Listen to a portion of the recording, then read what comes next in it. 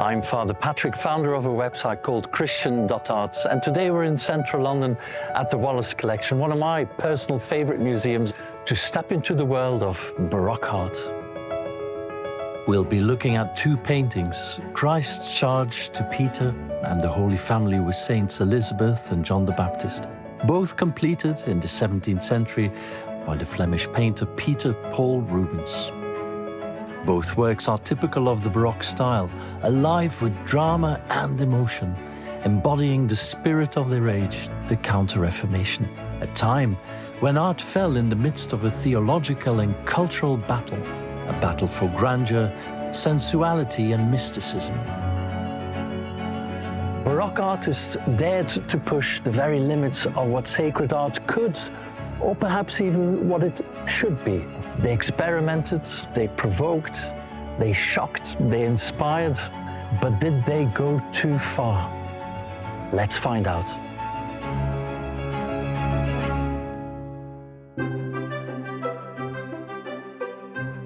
Today we're visiting the Wallace Collection in the heart of London, which feels less like a gallery and more like a private home.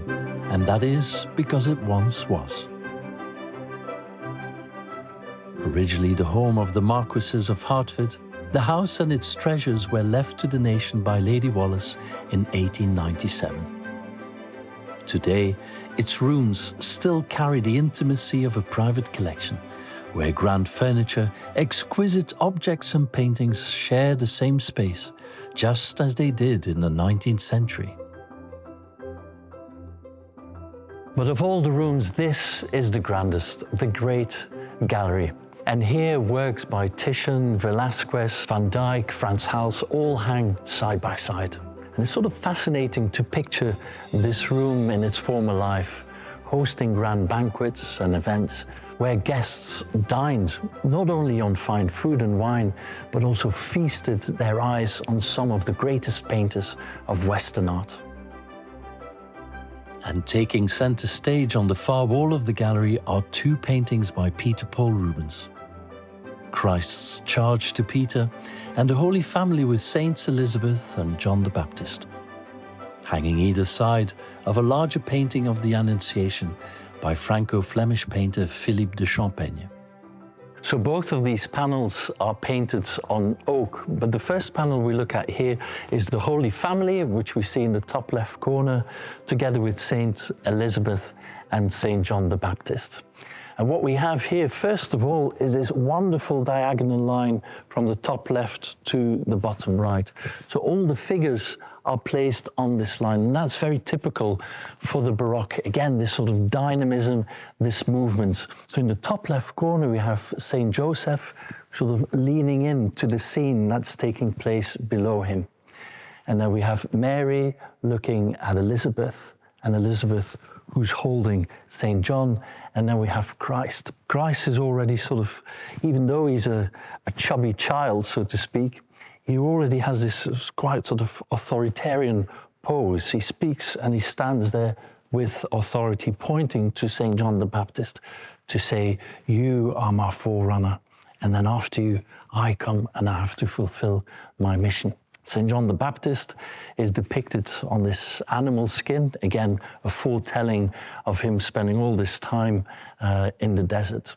But what I like about this painting is that we have the Holy Family there in a kind of sort of a triangular shape.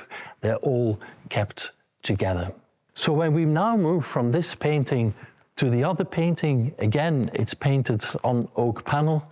What we see here is a different line. So the painting there had this horizontal line. Here the main characters are placed from the top right corner to the bottom left corner. And we see Christ, the risen Christ, handing over the keys to St. Peter. And Christ, whilst he is handing the keys to St. Peter, he's also pointing to the sheep, sort of saying, yes, I give you this authority for governance of the church, but ultimately, this is what it's about, the governance of souls and the care of souls, my sheep. And when you look closely, there are two keys there. There's a black key, which shows the authority of the Pope over earthly matters, and then the golden key, which then is the key to the heavens. When you look at the Christ figure, this is the risen Christ. So we have this wonderful sort of light touch of red on Christ's body, where his side was pierced.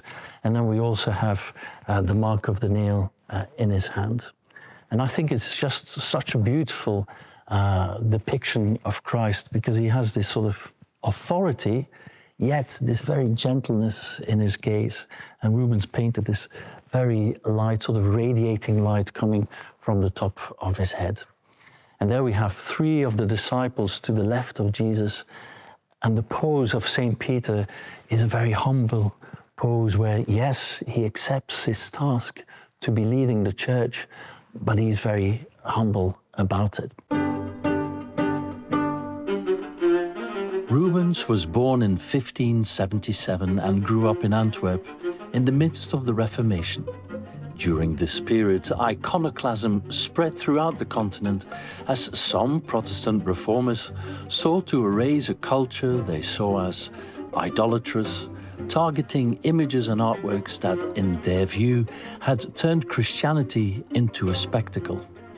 In Northern Europe, in the newly established Calvinist Dutch Republic, artists such as Rembrandt, Frans Hals, and Jan van Goyen reflected the aesthetic principles of Protestant reform. Their focus shifted towards interiors, portraits, landscapes, and scenes of everyday life, rendered in a deliberately restrained palette of earthly browns, muted beiges, soft greys, and whites, reflecting both the sobriety of Protestant culture and its desire to move away from the ostentatious visual theatre of the previous generations. In the eyes of many Protestants, art had a real danger of distracting. Art was okay, but only up to a point. And Protestant art, shaped by Reformation theology, tended to keep its focus on just Christ himself, on his life, his passion, and his resurrection.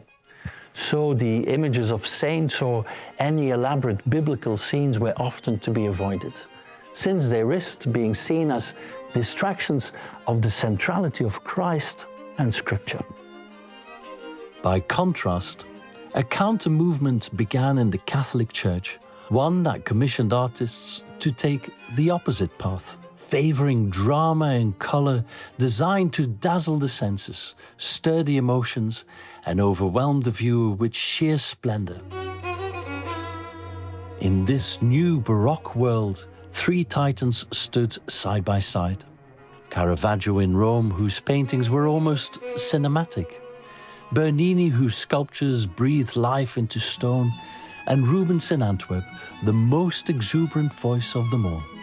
Rubens embodied the Church's bold and confident response against Reformation austerity, creating canvases that were not timid whispers of devotion, but thunderous visual symphonies of faith.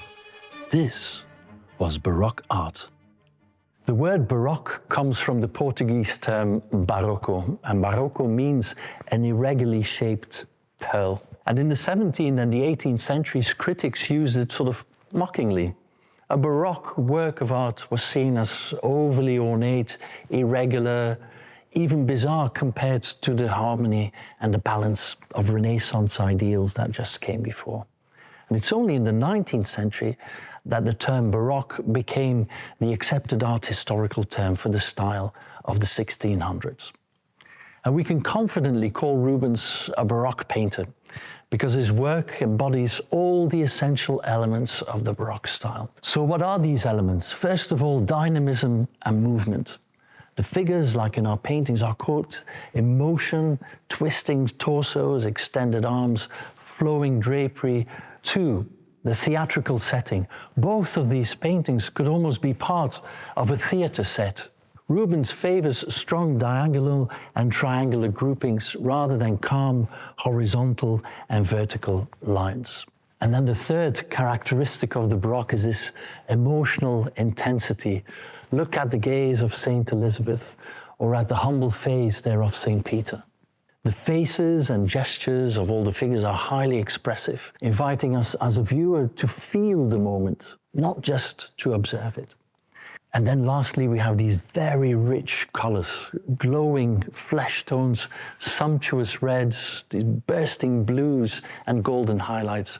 Look at the reds of the disciple there, the reds of Our Lady, the gold of the keys of St. Peter, all these colors bursting to the fore, all there to overwhelm the senses of the viewer and to then stir the heart. Whilst many admired the splendor of Baroque art, not everyone approved. Artworks seeking to justify grandeur sometimes stepped into the audacious, ostentatious, overwhelming displays that shocked audiences. And it wasn't just Protestants who were critical. Some Catholics too argued caution and restraint. St. Charles Borromeo, for example, would stress that whilst art could dazzle, ultimately, it always needed to be at the service of God and should inspire devotion rather than merely overwhelm the faithful. Eventually, the movement gave way to the passage of time. Over a century after Rubens, neoclassicism emerged in response to the frivolity and extravagance of the Baroque, advocating a return to harmony, balance, and classical ideals. For me, both splendor and humility belong together in the life of faith.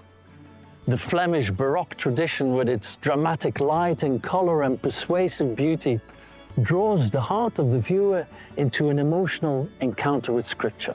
Then, at the same time, Dutch Protestant painting, with its clarity, simplicity, and meditative stillness, invites us into a quieter discipline of reflection and prayer.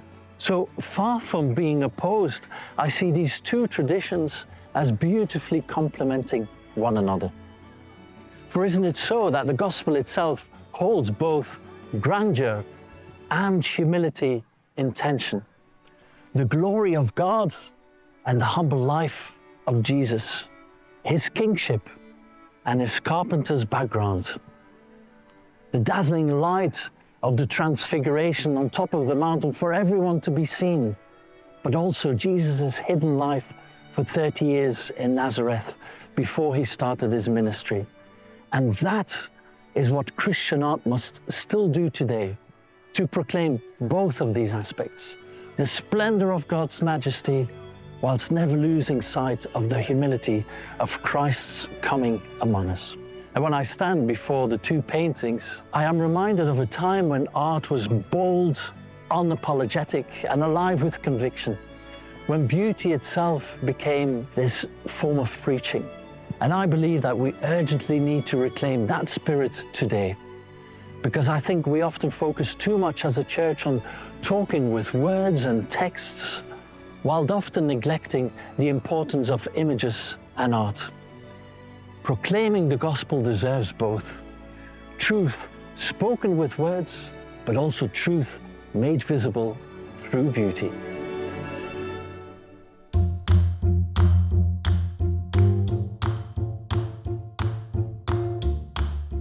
Thank you very much for watching this video, and I hope you really enjoyed our visit to the Wallace Collection. And let us know what you think. Did Baroque art really go too far? So post your comments below. And if you haven't already, head over to www.christian.art and sign up to receive our daily email, where I pair the gospel reading of the day with a work of art and write a short reflection, exploring beauty to grow closer to God.